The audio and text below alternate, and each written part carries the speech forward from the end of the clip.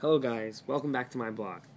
One of the things I said I was going to do with this blog is get a little out of my comfort zone and do things I'm not used to doing or don't feel comfortable doing. So this blog is going to be about stock investments and stock picks. Uh, stock the stock market is something I like to keep a look at, and I like to do some research on stocks and I guess a little hobby, run my own little portfolio. People always ask me, hey, what stocks do you like? Oh, hey, what do you think about this? I usually don't feel comfortable giving out that kind of information or, my picks, just because I don't want to feel responsible for anybody's portfolios or whatever, their choices. So, with that said, I like to say I am an amateur, and my past results doesn't guarantee any future results. And always do your homework before you do any kind of investments. Okay, let's start off with my first pick. It's called Motricity, MOTR. It's currently trading at about $15.40 a share, and I believe it can make a run for $20 or more per share.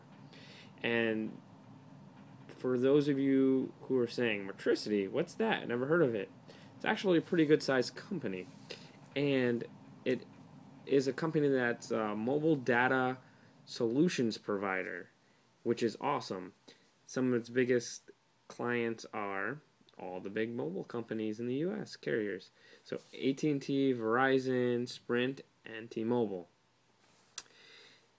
So they have the market cornered, and they do business with all the big people, and all these companies are continuing to grow in the mobile data section of their company, with smartphones on the rise and mobile data, 3G, 4G. Well, they play a role in this, as in they give data solutions for these companies, which leads me to some of my other picks: Verizon, Apple, Google, T-Mobile, and Android-based phone companies that make them, part providers for these Apple and Android phones.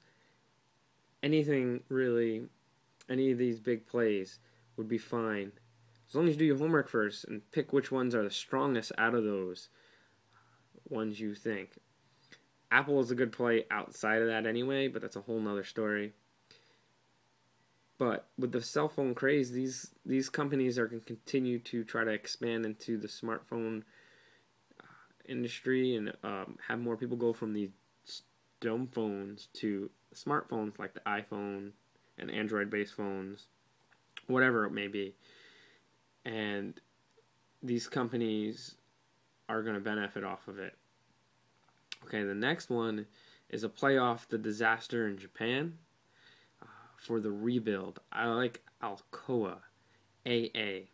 It's trading for $17.11 currently, and it's down off its high for a good time now.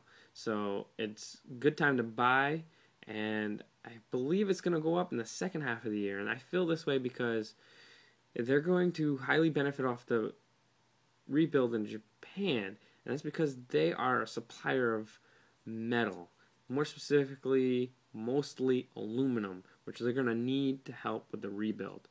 And this is already a strong company, so this is just going to make them even stronger. Now, my next picks are tied together somewhat, which are Ford F at $15.05 right now, and GM at around $32. And I say this because they're both off their highs. GM is below its IPO, which means, it should be more than that. And both of these have created strong product lines, full product lines that compete now. And they're also both entering China and India and gaining market share there. They may see some slight falls and be a slight roller coaster in the next month or two while we figure out what's going to happen with the shortages in Japan with the suppliers and so on and so forth. But I think in the next year or two, it's a good company to hold. Me specifically, I would take Ford over GM, but that's more with personal beliefs of, Ford did it on their own versus GM, which uses our government to help them. But let's not get into all that, right? And my next picks also kind of go together, which is going to be in the banking industry. Yes, I know it's still in shambles. Yes, I know the government's still highly involved and there's still a lot of speculation. But I would recommend BAC, Bank of America. It's around 1350. Also down off its high, but it's been shaky.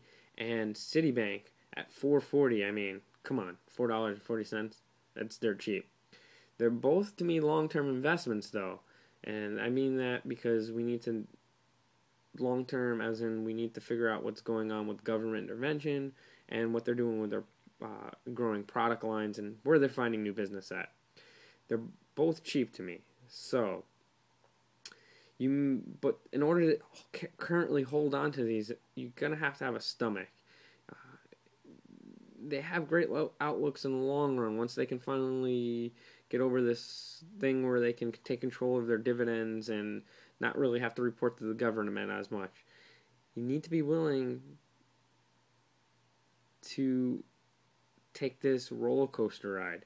You're going to see some loss, you're going to see some gain.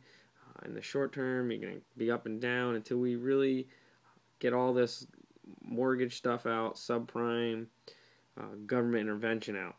Once all that happens, we'll be okay because both of them are making strong moves to get more business, more money. So that's going to be great.